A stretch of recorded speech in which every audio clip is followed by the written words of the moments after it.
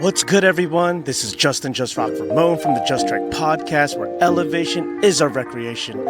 Super excited for you to check out our next episode, as it features a bunch of damn fools. And what I mean by that is that they were all 2026 participants of the legendary Fools Traverse Challenge. Back on Saturday, June 13th, our good friends RJ Soria and Jeremy Boggs over at TRVRS Outdoors hosted their infamous Fools Traverse, an absolutely brutal 11-peak endurance challenge in the Mount Baldy region, and this would be their 6th-year edition. If you're a longtime listener of the pod, this event might already sound familiar. I actually dedicated an entire solo episode to my first attempt back in 2021, which was episode 40. This year, I wanted to be a bit more strategic. Instead of driving up in the middle of the night, I camped at Manker Flats Campground the evening before so I could get a full night's rest, wake up already on the mountain, and simply walk over to the check-in table at 2 a.m. As it turned out, several other friends and fellow trekkers had the exact same idea. Before long, our neighboring campsites turned into a fun little pre-adventure gathering. That's when I realized this was a moment worth capturing. I grabbed my podcast gear and hit record for an impromptu campsite conversation the night before we all stepped into the peak bagging abyss. Joining me around the camp were Denise and Matt Graves, Warren Hikes, and Seth, better known as Lost on a Planet on Instagram. We talked about how each of us discovered the Fools Traverse, what inspired us to take on one of Southern California's toughest mountain challenges, and which sections and peaks were our all-time favorites. By the end of the convo, the excitement was contagious, and we couldn't wait to see how the next 24 hours would unfold. In addition to this YouTube video version you are watching right now, we have an audio version on Apple Podcasts and both a video and audio version available on Spotify. You can find those links in the description. All right, let's get to trekking and get into this episode.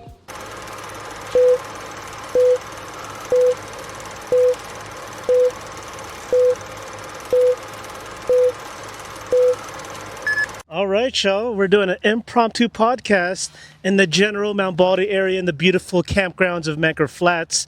We're just doing this all freestyle, off the cuff, non-scripted, right? Unplugged. So we're here for the infamous, the notorious Fools Traverse Challenge. And let's just do a quick introduction of everyone around us. Just say your name, where you're originally from, and where you're currently at. You can also mention how many attempts this will be for each one of you after you introduce yourselves. We'll start to my left. Hey, how's it going? I'm Matt. I'm from Ventura, California, and I am up here getting ready to the Fools Traverse. I'm excited for tomorrow. I'm a little bit worried about my lack of training. This will be my second attempt at doing it. I did it in 2023 with Justin and my wife Denise, and we got 8 of the peaks. So hoping to do all of it tomorrow. Yeah. Tomorrow's the day, y'all. 8 of the 11, which is already a monstrous effort. 24 miles with like 9,000 gain. Yeah. Yada, yada, yada. The floor is yours, Denise. Hi, as both Matt and Justin mentioned, my name is Denise, last name Graves, and I was born and raised in LA, but we are in Ventura County, where we are the parents to 2 kids and 5 chickens. And this is my second attempt at the Fools Traverse. Last time, like they said, it was 8 peaks that we got done, and that was 8 new peaks for Matt and I. We had never done them before. So give it up for that. 8 new peaks in one day. You were the winner that day. Well, yeah. All right, to my right, who do we got? Hi, we got Warren Hikes over here. Originally from Washington, now in Garden Grove, and I spend a lot of my weekends up here in the mountains. And this is the first official attempt at the Fools Traverse, though I've done the route a few times just because it's there to do. Just for shits and giggles? Just because it's there to do, you know. But yeah, I'm really excited. I put a lot of training in this year, and I feel like I'm in a good spot, so it should be a good time. It'll be a foolish time indeed. Steak and eggs for breakfast at 1 o'clock in the morning, so you're ready to go by 2. What you're saying is the after party after the Fools Traverse is going to happen around your rig. And also the Traverse. Probably. After hours. We're going to have food. Yeah, We got all kinds of food in the cooler. Right on. Yeah. And then last but not least, we got my man repping the Baldy cap. Yeah, I'm Seth. I don't really have a single place of origin, but I live in Mar Vista. I've moved around a lot since I was a baby. I live in Mar Vista, and this is my first attempt at Fool's Traverse, even though I've done all these peaks many, many times. And I do a lot of trail running, so I'm going for a sub 9 hour time on this. Wow, wow, And yeah, we'll see. It's going to be nice up there tomorrow. Yeah, it's going to be a beautiful day tomorrow. The weather's looking great. I'll be coming down to the peak of the heat because I think it peaks around 3 o'clock. So yeah. And for those who may not be familiar, I'm Justin, host of the Just Trek podcast, founder of the Just Trek crew. This will be my third attempt. The first one was back in 2021, completed the 8 of the 11, started in Ice House Canyon, ran it back 2 years later in 2023, felt like a fool again.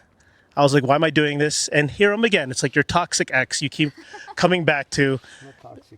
Third time's La Toxica, just like Big Iron Mountain. But I really feel that this is the year to complete all 11, at least for myself. Strongest I felt before I've done any Fool's Traverse. So we're going to run the table and see what happens. But for those of you not familiar, this event is hosted by TRVRS Outdoors. It's an 11 peak endurance challenge in the Mount Baldy area. Really, the spirit of the event is to make an objective for yourself, whether that's 3 peaks, 5 peaks, 8 peaks. If you're ambitious enough and foolish enough, all 11, that's a godly feat. I feel like if you do all 11, you're like certified mountain goat status on the Mount Rushmore of SoCal mountain goats, whoever may be up there. But what's really cool is all of us here right now, we decided to camp the night before the actual Fool's Traverse challenge so we could just ease into the day, not have to wake up at a godly hour like at 11 p.m., midnight, make the drive over here, prep the pack, and just have those. First of all, it's just so hard to wake up that early and then start a hike at I think we're all trying to start around 2:30 a.m. Starting at 5. So we're trying to hack the system and camp here at Manker Flats because the actual check-in table is just literally like a 5-7 minute walk. But before we get more into the meat and potatoes of the Fool's Traverse challenge, like to each one of you, like what just inspired you to do the Fool's Traverse and how did you hear about it? And we'll start with you since you have the mic already.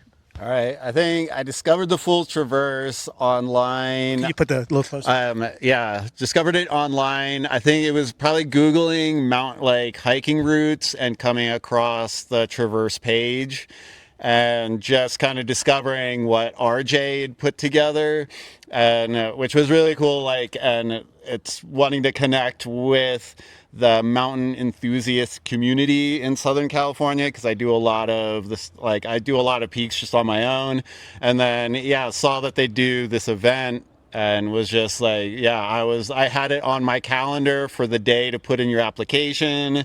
I was super excited and was stoked that I got selected to be able to do it this year. This was a lottery, so we're all very blessed to be here. For sure. So many people I know are only able to be volunteers or can't do it. Yeah, I had a lot of people didn't get in. Yeah, so it was, I was super excited for that. And then, I've been training since January specifically for this. Damn. So, by January, because I trained for the LA Marathon to get my mileage up into the 20s and then transition from the marathon training into mountain training. And that's been the last, almost 3 months. Was mountain specific training and just coming up here every weekend. The underlying reason for a lot of this is just, it's connecting with other mountain and trail people and people that really love this space and spend a lot of time up here because it's definitely it's something I do, and you can sometimes feel when you get way out there in the backcountry, it's you don't come across too many people, so it's nice to kind of have moments where you can kind of see the entire community and do something with a larger group of people. And having a challenge like this just makes it even more fun. Love your answer. Very thorough, sir. Appreciate it. We got Warren Hikes. Well, I think for me, what I got started was with my spine injury 5 years ago. I started coming out and hiking Ice House Canyon just for recovery purposes. And I heard about this peak, and then I heard about that peak, and then it was, there's these 3 peaks, and then what's this Fool's Traverse? How many peaks? What do people do? I just kind of got in my ear, that'd be kind of cool if a guy could do that. I can barely get the 3 miles up to the saddle, at the time.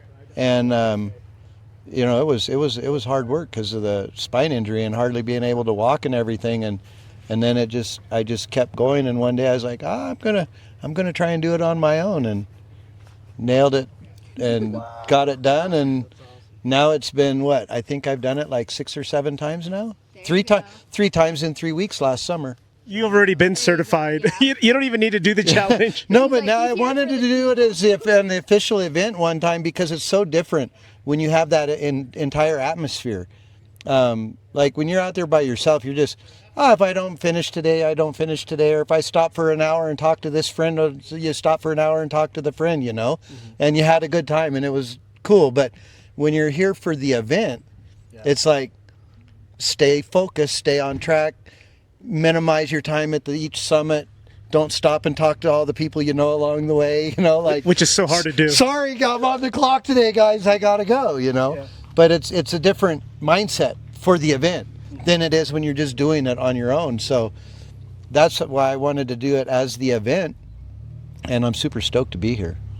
I'm super stoked. I feel like I'm in a good place to be here. And it was a pleasure to meet you on the course preview hike that we did for Falling Rock Canyon back in early May, which is the sketchiest part of the whole Fool's Traverse route. They do that so that people who are thinking of completing all 11 get familiar with this off-terrain route. That route by yourself in the dark at 4 o'clock in the morning, there's a mountain lion behind every bush. I mean, you just...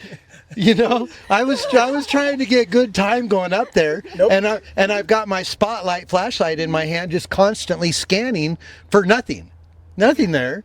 Yeah, I didn't hear anything, I didn't see anything, but I just couldn't get out of my mind that it was right there, ready to jump down on my head. Stay alert. It was kind of frustrating, actually. It's one of those canyons that really messes with your mind. Lions, bears, rocks, big rocks, mutant lizards. I don't know. Everything lives in that canyon. But thank you for sharing your story. And to my left, we got Denise. What inspired you to do the Fool's Traverse Challenge? So I met RJ, I think 5 years ago at one of your events. We were doing the Sandstone Peak hike. And I think RJ, myself, and one other person were kind of mid-packing it together, just chilling. And then I found out about the event, and Matt and I, prior to having kids, used to do a lot of big mountain things in the Sierra. And so I feel like, at least for me, it was kind of a way to kind of regain some normalcy after birthing children. And if you're going to suffer, might as well suffer in a pretty place, right? Pretty place with great people. Yeah, and like the vibes. I make friendship bracelets every time I do an event. Look at this, guys. Hey, got some swag. Can you share what you made and blessed us with? They're Fool's Traverse. So the yellow ones are from 3 years ago because the shirt was yellow 3 years ago. Justin's rocking the shirt. And then this year I saw a preview that RJ had posted that the shirts are going to be blue. So because I am me and annoying, I made blue bracelets. That's not annoying. That's great. That's thoughtful and intentional. And I just remembered... we all met at the Sandstone Peak hike, which was my birthday hike. Yeah, and RJ was there. That's correct. Okay. Yeah, and that's also where I met Juan the Don, Jonathan, Juan Flores, you met all the influencers in the community. I met all the outdoor fam, and Jonathan's like a big brother to me still to this day. Love you, bro.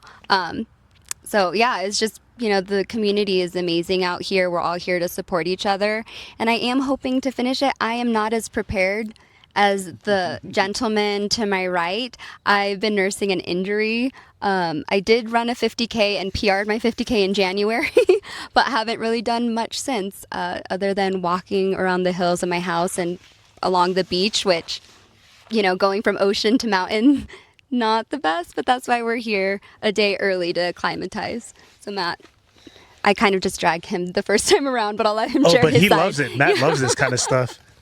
Well, she just said it. It was all Denise's idea, and I came along for the ride. But yeah, I love being in the mountains. I grew up being in the mountains backpacking, and so I wasn't going to say no to coming.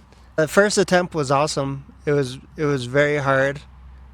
Going up that first 3 miles was insane. but luckily it was dark. So When darkness actually is advantageous. it was dark, so it was hard to tell how steep it was. And we were lucky to be with you guys, a group of people that knew the area, because we came into this not, we've done Baldy before, and that's about it. So 8 new peaks again, guys. Yeah, 8 new peaks. I haven't done much. So my training has consisted of walking my kids to school in the morning and picking them up in the afternoon. Dad duties, you got to stay diligent. Yeah, I haven't done much training, but I know my body, and I know the limits that I can push it. So I'm hoping that tomorrow will be a success. It's going to be a success either way, because I'm going to be out in the mountains hiking. Whether Great I answer. do Great answer. 2 hours of it, or 12 hours, or 15 hours. Or right under the cutoff.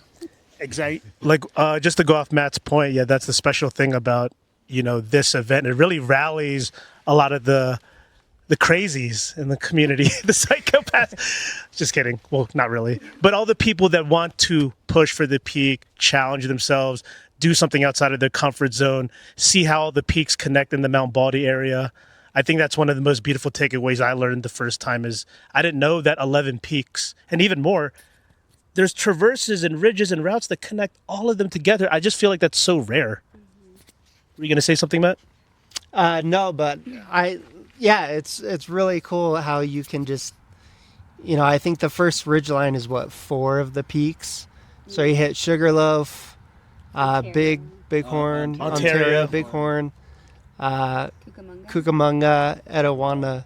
So I guess it's the first 5 peaks are kind of just on one ridgeline almost. Yes. I mean, you're definitely doing the dreading uphill and downhill and out and backs, and walking up these steep hills, realizing you're going to turn around and walk back down them in a few hours. So I think this event is obviously physically hard, but it's very, very mentally hard, along with most events. But I think for me, the idea of out and back is a mental struggle for multiple reasons. But yeah. Yeah, and just to go off what Matt said, for those of you who are just getting familiar with the Fool's Traverse Challenge, all 11 peaks are as follows. The first peak, Sugarloaf Peak, Ontario Peak, Bighorn Peak, Cucamonga Peak, Etiwanda. You go to Ice House Saddle. That's not a peak. Then you got the 3 T's. First one, Timber, Telegraph, Thunder. Then you hit the Notch Restaurant. And then the last 3, which are Harwood, Baldy, and West Baldy. And you can either start from the Mount Baldy side / Manker Flats or Ice House Canyon. But just to close it off, this final question, because the full route is just so stunning, the full traverse. I just named 11 peaks to you guys. Like, what section or which part of the route to each one of you is like a favorite, or like one that really stands out to you, or like really resonates with you from a past experience, or just how it looks? And you can go first because you have the mic. Okay. Well, seeing how last time was the first time I did 8 of them, and guys, I'm not gonna lie, I haven't done them since, and it's been 3 years, so I'm gonna reintroduce myself tomorrow morning. But I think, is it Ontario or Cucamonga where you have the clouds? Oh, that was a crazy thing too. When we did it, we have a sea of clouds, sea of clouds and a the sunrise. Entire day. Yeah, and there was a sunrise. I think it was Cucamonga Peak, but that was really, really pretty. Just being up there, and when we did it, it was in October, so it was very cold. So we're just kind of all there bundled up, and it's just, yeah, that was just kind of a really fun experience. Once it gets warm, I don't know what's around me because I just look down and keep pressing on. So, yeah, Cucamonga was I think it was Cucamonga, right? Yeah, we saw a sea of clouds at Ontario and Cucamonga. Yeah. So Okay. That's always really beautiful to experience. Who wants to go next? I'll just piggyback. Yeah, the sunrise as well for me. That was a really cool experience for multiple reasons, but also it was cold and it felt amazing to have the sun, the warmth of the sun, The transition on you, and just you've been in the dark for 3+ hours, and hiking in the dark I don't enjoy it. Like what you were saying before. Your mind plays tricks with you, Yeah. especially by yourself. Like I've hiked by myself in the dark, and I had the same, vision, seeing eyes up in the forest, thinking this you can't go 'cause lion you're- is tracking me. But yeah, so the sunrise, sun coming up, that was definitely one of the top moments for me that I remember from the event. And before our next guest shares his favorite peak or section, to your point, again, after the hardest climb and you reach Ontario Peak or those other peaks during sunrise, it just feels so like magical, like the world's waking up and you really earned that view. So that's why it really hits you and it feels so hard. And Warren, how about you? Do you have a favorite section or peak from the entire Fool's Traverse route that you want to share with us? Yeah, I think just on everyday hiking out here, I really like Telegraph. The climb up to Telegraph, it sucks at 11 o'clock in the morning when the sun's blazing down on you and it's hot and you've already been out there for, since 3 o'clock in the morning, and it's, 9, 10, 11, whatever when you're there. But I really like that section of trail, just the views, the trees, the way it flows up through there, and you get up there and it's got really good views. And it's the only of these peaks that you have to do two to get. Any other one you can do by itself. This is true. And this is I've just always liked Telegraph for that reason, that it's just kind of out there by itself, but you have to do something else to get there. You can't just do Telegraph. And I hear it's so stunning for sunrise. I don't know if you've been there for sunrise, but I've heard that before. Yeah, I have not. I would like to. Maybe I won't be there for this. Not for this go around. It's going to be maybe sundown. Focus on the task at hand. Yeah. But no, it'll be a good time tomorrow, for sure. Awesome. And then we got Seth. I know you just popped back in because you had to take care of your campsite. You heard the question, right? Yeah. Okay, cool. The ranger was coming by. Well, I would agree, like Telegraph, like I hadn't done the 3 Ts in a number of years and training for this going back there. But like the last time previously I'd done Telegraph, it was the one time I've seen bighorn sheep up here. How special. And it's just, it's a really cool peak. Like just, it does feel, especially coming from Icehouse Canyon, like you feel like it's a trek to get to. So it feels really, you're kind of a bit further out there once you get onto the peak.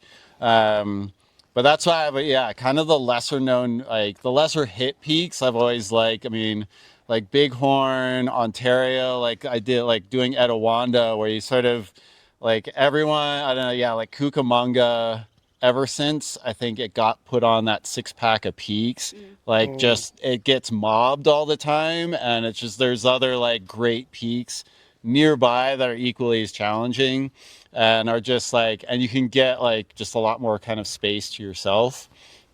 It's like a Disneyland hike now, kind of. I mean, it is a hard, like it is challenging once you get past the saddle. But it's just kind of, I think, like, there's a lot of other, like, you go up to Cucamonga, and then if you cross over to Etowanda, suddenly, like, nobody's at Etowanda Peak. And it's a really, like, it's a great peak over there as well. But then the newest one for me this time is Sugarloaf Peak, which is a cool experience because of the somewhat, like, off-trail and rock scrambles to get up to it. It's definitely, like, don't attempt it unless someone shows you the route. It's a doozy to get the Sugarloaf because you have to enter the treacherous Falling Rock Canyon, which is completely off trail. The terrain is sketch. The navigation is sketch. Even search and rescue gets lost in there and gets disoriented at times, I hear. Yeah, I mean, you have to know which, like, where to turn off the trail to go up. Because, because I did the group hike where we got shown the route. And the second time I did it on my own, I went up too early. And I cut it up. And then I was like, this is a lot steeper than I remember. And then, like, luckily, like, I mean, checked my phone and my GPS track was like, oh, I'm going up the wrong canyon, and had to traverse across a bunch of rocks to get over to the right canyon. And then when you're in the right canyon going up Falling Rock, trying to figure out, it's like, oh wait, where is that turn off to then go up like the rock scramble, like the Talus like Field, Boulder Field. Yeah. And like, cause that always feel like, again, even the third time going up, I was like, oh wait, was it really that far back? I'm like, oh Wow. yeah. So it's something, yeah, it takes some like exploring to get used to, and it's definitely worth having someone show it to you and getting that track, or having someone share the GPS track. Because like otherwise it is like really great to explore, and like I mean I've run into people every time I've done it, so it's not like you're not completely isolated. So if you fall and break your leg, someone will come across you. At some point in the day. Yeah, someone will find your body. It's funny because I have yet to see Sugarloaf in the light. I've only seen it in the dark. If I see Sugarloaf, that means I'm going to finish the damn thing and it'll be in the light when I see Sugarloaf. And I'm going to jump in here right now too. Favorite section or favorite peak? You know, I've been really loving Etowanda Peak, but specifically just the ridge traverse from Etowanda to Cucamonga, because I didn't even know there was a path there until I actually did it on my first attempt. And it's just so peaceful and serene. That ridge feels really isolated. There's like a little meadow that opens up. There's these big boulders. There's a pretty dense canopy in certain sections. And like what you mentioned, Seth, like Etowanda, it feels like you always have it to yourself. Different viewpoint rather than Cucamonga. A bit similar, but you typically don't see anyone there unless they're like some local fellow peak baggers in the community, and you can really take in the views and have that kind of like grand sense of like isolation out there. So I would have to say Etowanda Peak has become like a favorite because I just visited it again like twice in the past like month and a half. But there's so many incredible sections of this traverse route because it's 26 miles long, right? But thank you guys for hopping on in this impromptu podcast. Do we have any final thoughts you want to share to the friends and family, or just a thought to the outdoor community? The floor is yours. All right. No, I just think it'd be funny to do a group shot tomorrow. You can tag onto this of everybody after the traverse. Before and after photos? Yeah. Like, see how like we all look all pretty now, and then tomorrow, yeah. Dirty and we're going to do that. Dirty and busted. Yeah. We're going to be dirtbag gypsies, or be in the dirt after this traverse tomorrow. You got any words, Warren, you want to share? Step, step, breathe.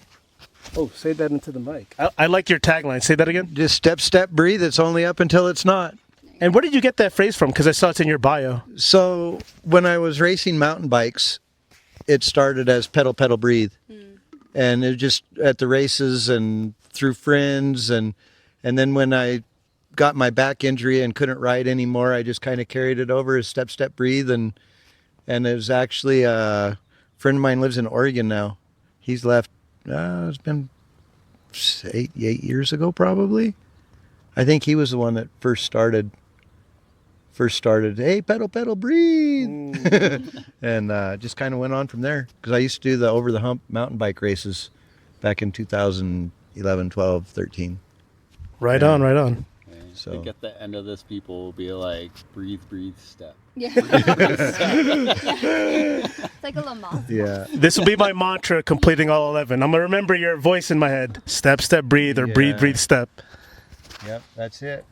Thank you for sharing that origin story. Denise? Kind of going on with that, just remember forward is the pace. So as long as you're moving, you're advancing. So it doesn't matter if we're going to crawl past all these peaks. Just remember when you're in, like Matt kind of was saying, when you're in the mountains, you're winning already. And so just take time to look up, because I tend to like focus on my feet. So reminder to myself and to you guys, don't forget to look up. Love that. Look up and oftentimes look back and see how much you've accomplished. All I have to say is I really hope I can fall asleep at 7 p.m. tonight. I was telling them I want to sleep by 7 p.m. That's going to be the biggest obstacle of this entire challenge. Yeah. Real talk. All right. Thank you, Matt, Denise, Warren, Seth, Justin, Just Trek Podcast. Elevation is a recreation, and we are out, y'all. We are the Fools Traverse crew hanging out. Woo! Class of 2026. Woo! Good stuff, guys. Thanks, Justin. That was fun. Yeah. My first podcast I ever do with you. Yay.